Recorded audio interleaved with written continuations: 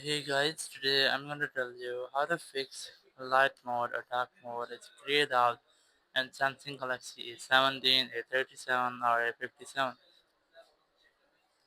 If you're using A17, 37 or A57 and you're facing the issue that your light mode or your dark mode has been grayed out in your settings or you're unable to switch between your light mode or dark mode, so let's see how can you fix that. You just have to simply go ahead to the settings app and setting your display, and here you can see that light mode and dark mode are cleaned out. I'm unable to switch between them.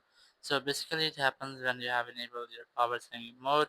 Now to fix that you have to go back, go to battery, and here go to power saving and just try to disable this. Once you have disabled your power saving, go back, and now you can easily switch between your light mode or dark mode without an issue like that. Thank you very much for watching the video. Until next video, bye bye.